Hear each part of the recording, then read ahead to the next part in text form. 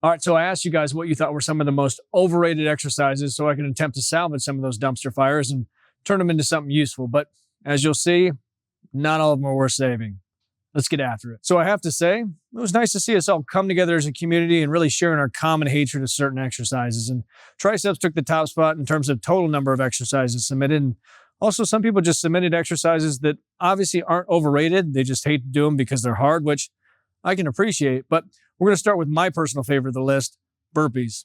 Also known as the exercise that trainers have their clients do when they run out of useful shit. And I thought this would be a great one to start with because it's pretty tough to judge how useful it actually is. Because, yeah, if you have a pretty cavernous belly button and you have to grunt your way through tying your shoes, then the idea of getting up and down off the ground is a pretty worthy endeavor to pursue. But they also give you flashbacks to high school football when your coach had you do up downs, which are basically a burpee, but instead of jumping up and down looking like an asshole, you had to run in place and then violently throw yourself on the ground and pop back up. So we know they're hard, but I still would much rather choose an assault bike or a rower.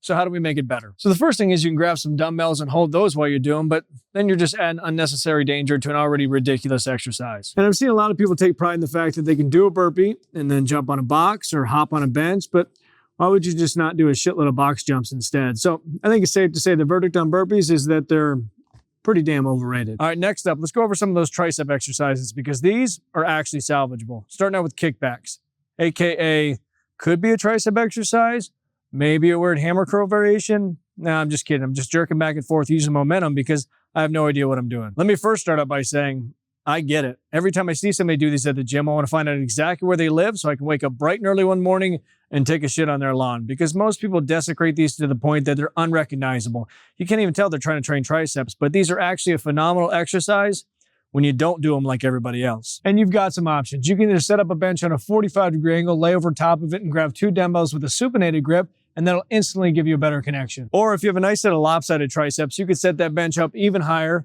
pin your shoulder up against it, and do them unilaterally. And that pad of the bench is going to strip the momentum completely out of it. Or simply ditch dumbbells altogether and strictly do cables, because you can easily find a great connection by adjusting the position of your body or that elbow, keeping it nice and high, or just tucking it into your side and doing a shorter range of motion. And the verdict is, it's underrated, unless you do them like everybody else. And another popular submission was the French press, also known as the how many times can I hit myself in the back of the head with a dumbbell within 5 minutes. And I actually think these as is, whether you're using a dumbbell, easy bar, seated or standing, are an underrated exercise. You just have to know going in, you're gonna get better results with a shorter range of motion and focusing on a higher rep range. Because if you try to use heavy weight with these, you're asking for a bad time. It's like if your wife asks you if she looks fat in a certain pair of jeans and you respond, no.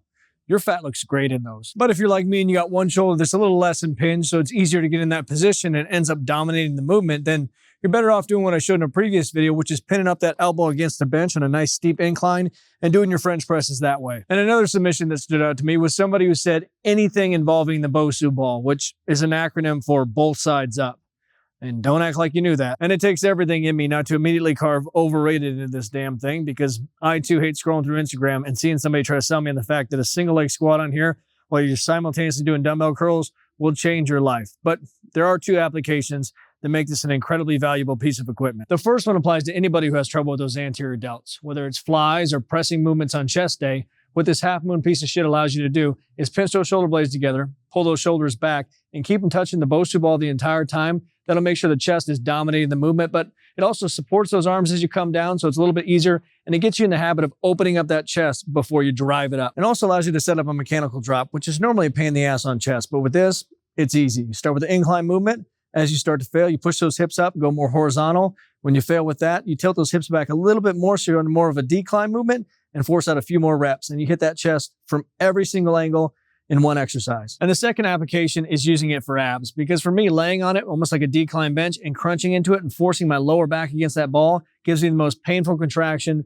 No other ab exercise compares. And it's also great for anybody with lower back issues. Anybody who feels like they could just fire a disc across the room at any moment, that little bit of support makes a huge difference. So the verdict is, it's incredibly underrated, unless you're gonna do stupid shit on it. And lastly, the single most submitted exercise, the traditional flat bench press. Now, for me, it's inevitable. Every time I do these, I get a few reps in, I get tightness in one of my pecs, and it feels like it's gonna fruit roll up right into my armpit and ruin my life. So this one's an easy overrated, but I know some people get great results with these, and that's awesome. I'm sure there's a trophy out there for you somewhere. Just keep searching Craigslist and you'll find it. But To me, a better option is using dumbbells, a slight incline on a Smith machine, really anything else. And if you haven't got a chance to check out the 30-day program, I'll leave a link in the description. It's 30 days, it's 20 videos, it's $20. Pretty damn simple. If you haven't watched these videos, I'd watch those next, but most importantly, subscribe, hit that notification bell, and get after it, get growing. Talk to you soon.